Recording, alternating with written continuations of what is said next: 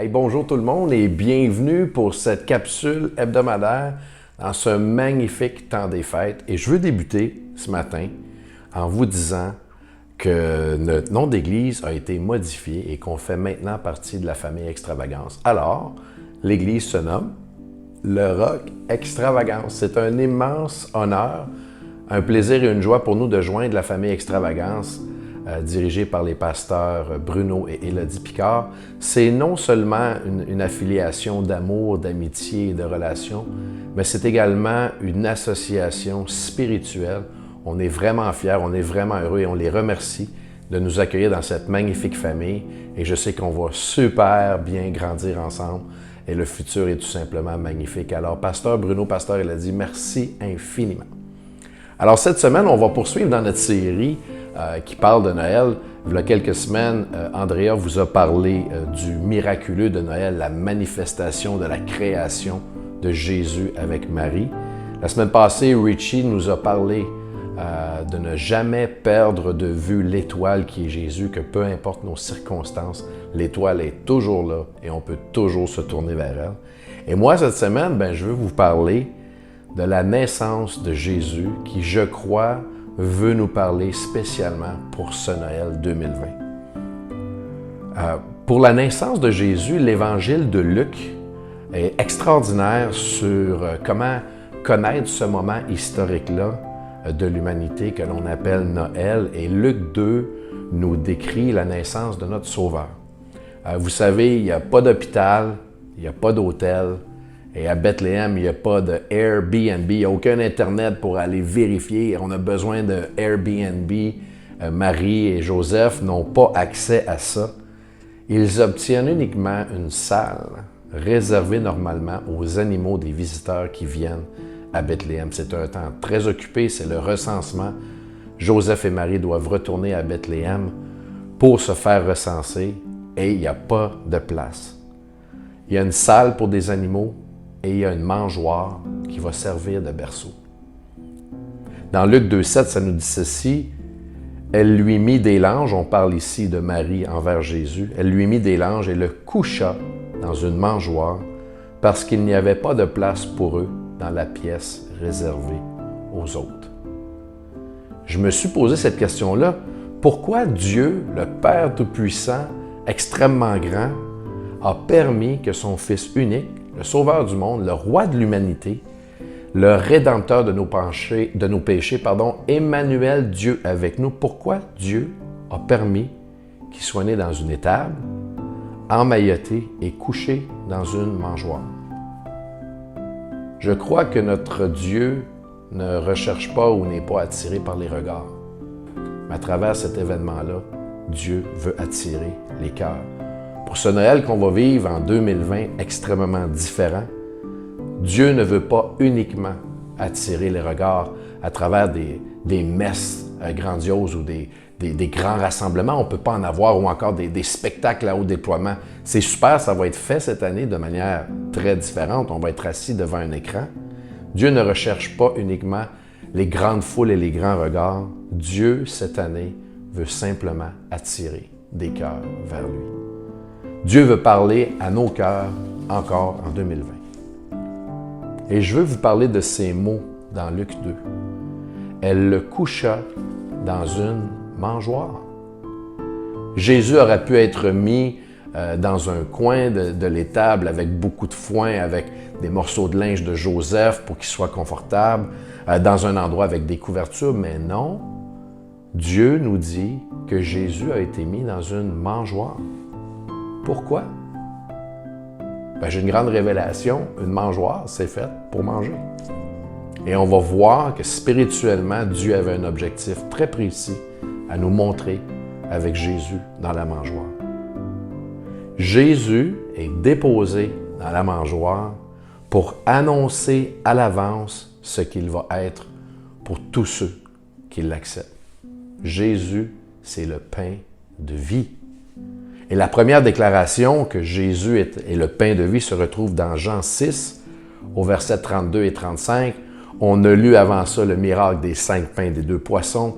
Jésus a marché sur l'eau et on est rendu de l'autre côté et Jésus parle à la foule et lui demande, malgré tout ça, « Qui es-tu? » Et au verset 35, Jésus va répondre, « Je suis le pain de vie. Celui qui vient à moi n'aura jamais faim et celui qui croit en moi n'aura jamais soif. » Et il en rajoute 2 autres fois dans le même chapitre, au verset 48 et au verset 51. Il rajoute pour qu'on puisse bien saisir qui il est. Et il dit ceci, il dit « Je suis le pain de vie », verset 48 et verset 51, « Je suis le pain vivant qui est descendu du ciel. Si quelqu'un mange de ce pain, il vivra éternellement. » 2 points rapides. Premièrement, Jésus dans la mangeoire est l'annonce prophétique qu'il est le pain de vie. Et si on mange ce pain, si on goûte, si on accepte ce pain en nous, on a la vie éternelle. Deuxièmement, Jésus dans la mangeoire est venu remplacer le mauvais repas qu'Adam et Ève avaient pris dans le jardin d'Éden.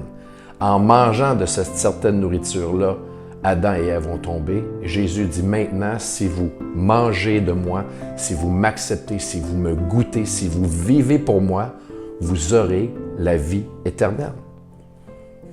Mais je vais aller encore plus profond avec vous ce matin. Cette scène historique et prophétique de la naissance de Christ nous montre que Christ est la nourriture dans la mangeoire.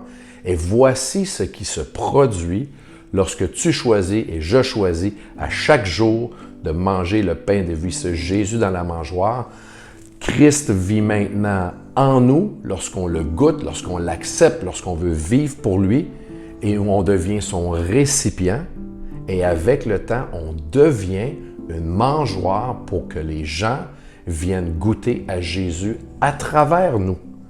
Galates 2,20 nous dit ceci, « J'ai été crucifié avec Christ et si je vis, ce n'est plus moi qui vis, mais c'est Christ qui vit en moi. C'est Christ qui passe à travers moi. Les gens peuvent venir nous goûter, les gens peuvent venir voir à quoi ressemble Jésus parce que croyez-moi, spécialement en ce temps des fêtes, le seul Jésus que les gens vont voir possiblement, c'est le Jésus en toi et c'est le Jésus en moi.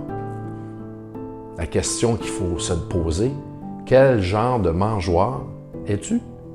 Quel genre de mangeoire suis-je? Ou encore mieux, quel genre de mangeoire je veux devenir ou tu veux devenir?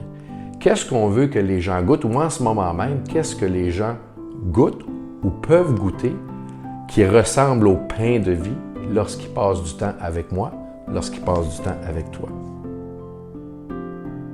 Et lors de cette saison des fêtes, ça peut être différent des autres années. Peut-être que dans les dernières années, les rassemblements, les gens ont goûté en toi peut-être l'amertume, t'as ramené des choses du passé, tu vis encore des émotions fortes à propos des fautes qui t'ont été faites, des injustices dans ta famille. Et souvent, travaillant comme policier, on va avoir une recrudescence d'appels, de conflits familiaux pendant le temps des fêtes. Pourquoi? Ce que les gens décident de goûter et de démontrer aux autres, ce n'est pas les bonnes choses, c'est les vieux souvenirs du passé, les vieilles chicanes du passé. Est-ce que les gens vont goûter l'amertume? Est-ce que les gens vont goûter le mensonge, la colère, la médisance? « Ah, mon oncle est comme ci, ma tante est comme ça. Toi, t'es de même. » Ou est-ce que les gens vont venir goûter la joie, la paix, l'hospitalité, la générosité, l'amour de Dieu, la vérité, la transparence, l'humilité? Qu'est-ce que les gens vont manger lorsqu'ils vont te fréquenter pendant le temps des fêtes? Vous savez, une mangeoire, c'est situé au bon endroit, c'est visible et facile d'accès. C'est d'une construction très simple, c'est solide, c'est durable, c'est remplissable en tout temps. C'est nettoyable également. Et une mangeoire est déplaçable. Quel genre de mangeoire on veut être pendant le temps des fêtes? Est-ce qu'on va se laisser remplir par la parole de Dieu pour démontrer les fruits que Dieu veut qu'on démontre? Est-ce qu'on va se laisser placer au bon endroit? Est-ce qu'on est nettoyable? Est-ce qu'on est prêt à changer de comportement? Est-ce qu'on va goûter de ce pain de vie qui est la parole de Dieu qui va nous transformer pour que quand les gens vont nous voir, ils ne verront pas la même personne qu'ils ont vu Noël passé? Qu'est-ce qu'on veut être comme mangeoire? Qu'est-ce qu'on veut que les gens goûtent cette année? Et c'est une année extrêmement difficile. On ne peut pas être en grand nombre. Alors, ciblons les gens avec qui on veut être.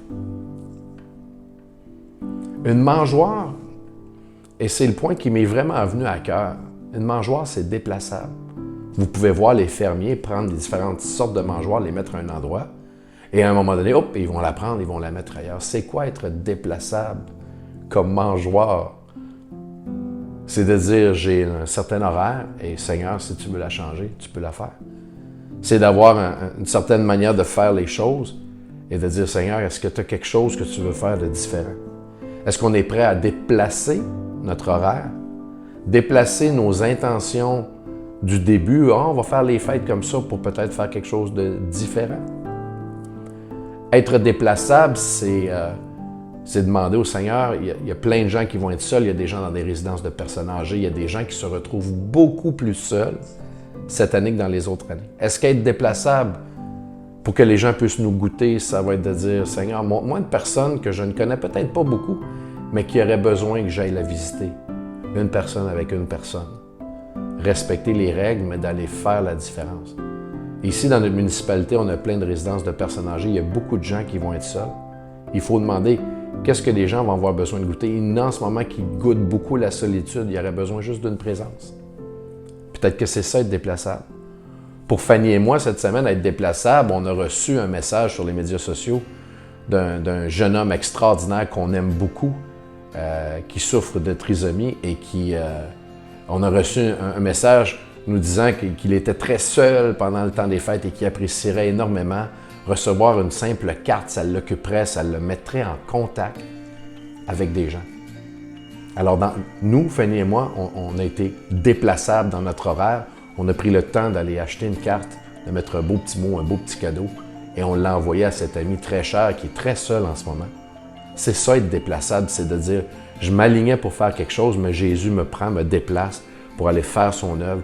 On devient un peu la nourriture pour ces gens-là. Les gens peuvent goûter l'amour de Dieu. Ce jeune homme-là extraordinaire, que j'ai hâte de voir bientôt, il va pouvoir goûter l'amour que Dieu a mis par sa grâce dans Fanny et moi. Et j'ai eu un autre message cette semaine, être déplaçable, c'est des fois être touché par un message. La famille Extravagance a envoyé un message concernant des enfants, une organisation à but non lucratif à Madagascar qui ont d'énormes besoins, qui demandent des dons pour que les enfants puissent avoir des sandales pour marcher, pour aller à l'école et du riz pour manger.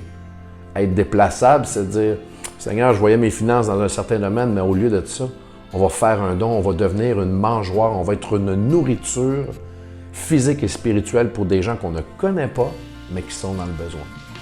C'est ça, être une mangeoire dans le temps des fêtes. C'est pour ça que je crois que Dieu nous a donné cette représentation de Christ né dans la mangeoire, que l'on accepte et on devient sa mangeoire, on est son récipient et il nous remplit, on devient une source de nourriture, de vie, de joie, d'amour, de générosité, d'hospitalité, de pardon.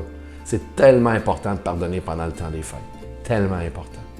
Alors j'espère que vous allez voir la mangeoire d'une manière un peu différente, sachant que vous êtes maintenant le récipient pour l'amour de Dieu et vous devenez une mangeoire pour les autres.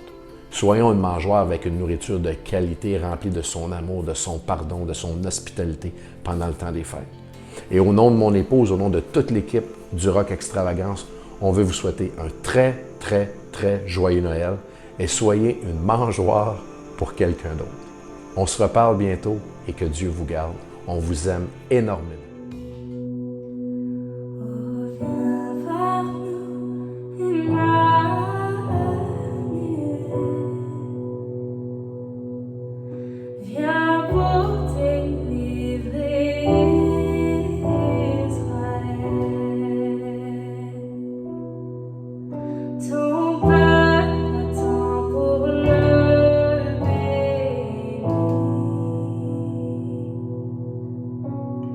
Fils